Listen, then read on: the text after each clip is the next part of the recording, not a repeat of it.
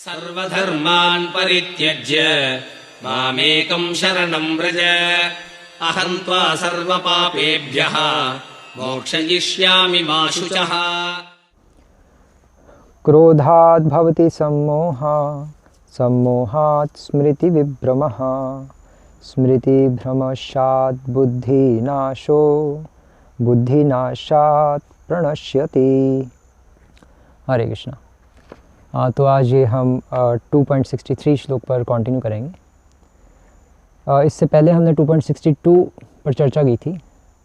Actually 62 और 63 दोनों वैसे कंबाइंड श्लोकास हैं अगर देखा जाए तो, लेकिन फिर भी अलग हैं, अलग रखे गए हैं। कंबाइंड क्यों है? क्योंकि इसमें स्टेप्स चल रहे हैं, साइंटिफिकली स्टेप्स बताए जा रहे हैं भगवान के द्वारा कि किस तरह से एक व्यक्ति का फॉल डाउन होता है। और अलग क्यों है? अलग इसलिए क्योंकि पिछले श्लोक में भगवान बता रहे हैं कि ध्यायतो विषयान् पुंसः संगस्तेषु उपजायते, कि जब विषयों का ध्यान करता है व्यक्ति तो उससे क्या होता है, उसकी आसक्ति जाग जाती है, और आसक्ति जागने के पश्चात उसको क्या होता है, उसको प्राप्त करने की कामना आती है, और कामना जब आती है तो फिर वो जब पूरी नहीं होती तो फ्रस्ट्रेशन आती है। उस फ्रस्ट्रेशन को यहाँ क्रोध कह के बताया गया है।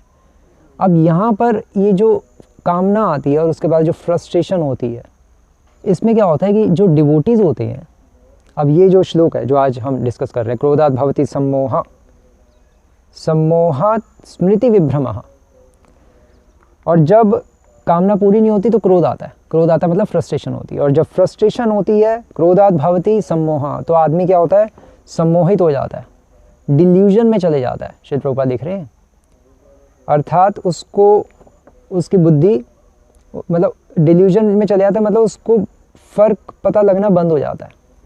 क्यों? क्योंकि वो सम्मोह में चला गया। सम्मोह मतलब माया में पड़ गया वो पूरी तरह से, उसको पता लगना बंद हो गया कि भोग क्या और भक्ति क्या है, उसका विवेक खत्म हो गया।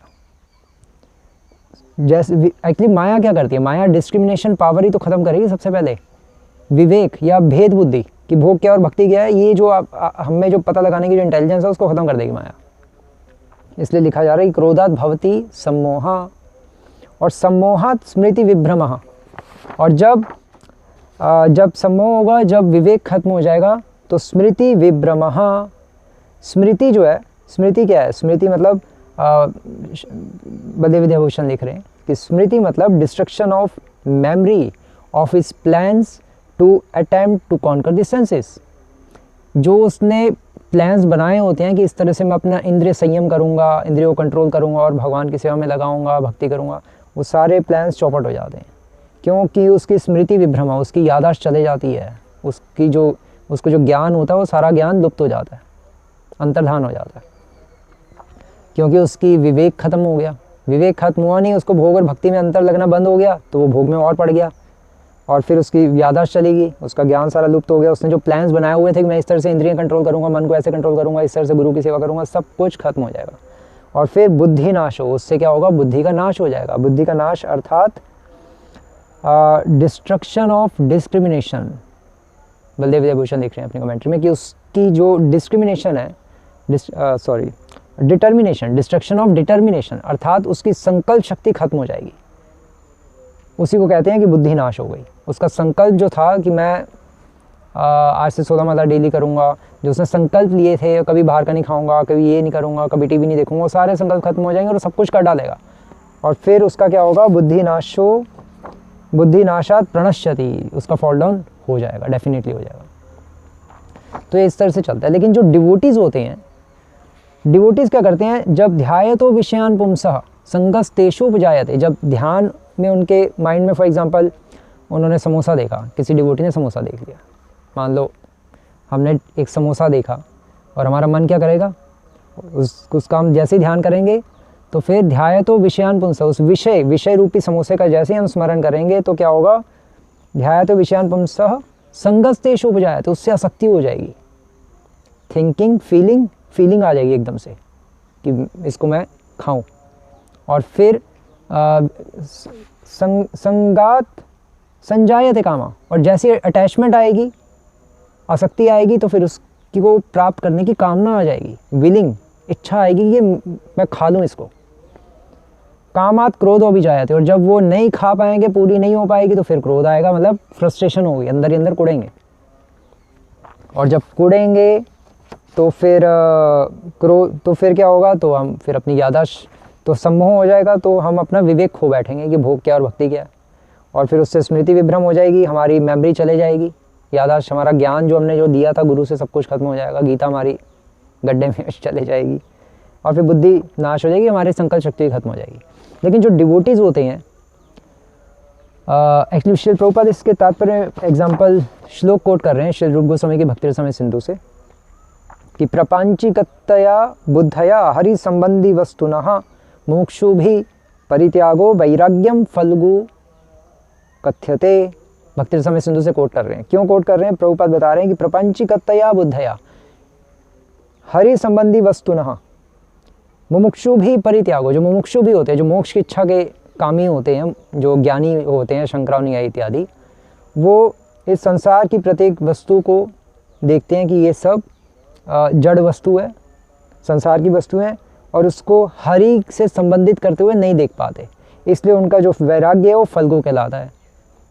लेकिन जो डिवोटीज़ हैं, डिवोटीज़ में जैसे ही समोसा देखेंगे, उनमें भी फीलिंग आएगी कि मैं इस समोसे को मतलब अटैचमेंट आ जाएगी, एक नियोफाइट लेवल पे, हमारे लेवल पे तो ऐसे ही होगा, और फिर कामना आएगी उसको खाने की।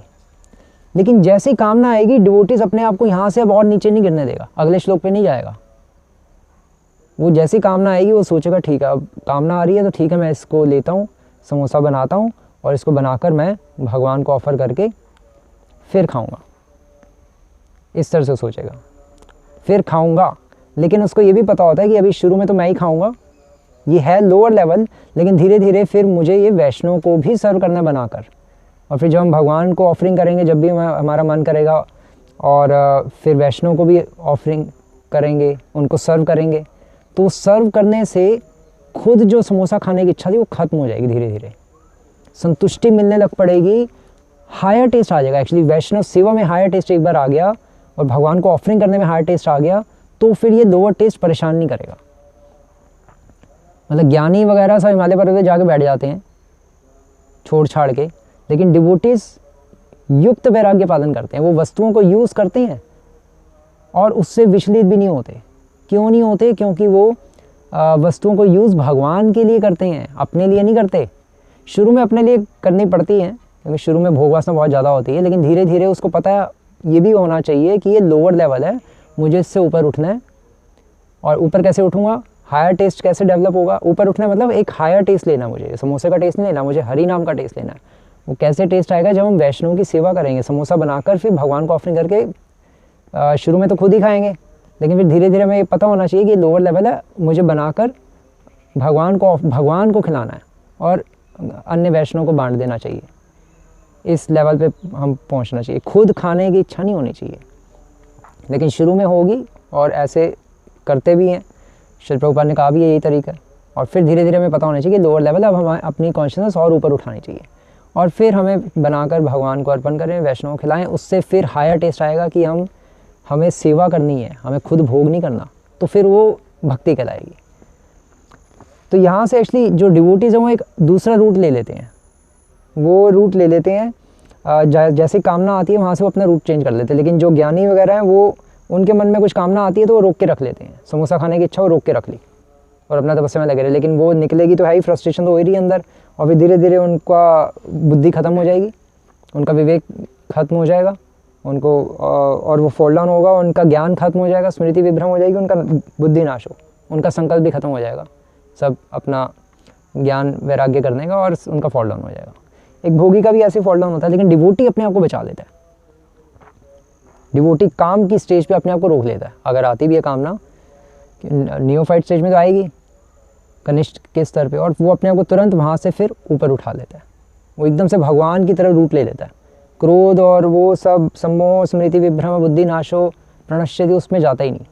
ये एक डिवोटी की इंटेलिजेंस। और इसीलिए श्री प्रभुपाद यहाँ पर श्री रूप गोस्वामी द्वारा वर्णित ये इस श्लोक को कोट कर रहे हैं, प्रपंचीकतया बुद्धि। By development of Krishna consciousness one can know that everything has its use in this service of the Lord.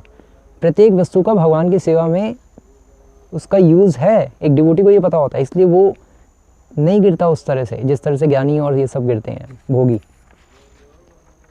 तो ये इस श्लोक के द्वारा श्रील प्रभुपाद हमें बता रहे हैं कि हायर टेस्ट जब तक नहीं लेंगे, एक्चुअली हायर टेस्ट के लिए भी हमें ललायित होना चाहिए कि मुझे एक थोड़ा आगे बढ़ना है। हायर टेस्ट नहीं आएगा, हायर टेस्ट कैसे आएगा?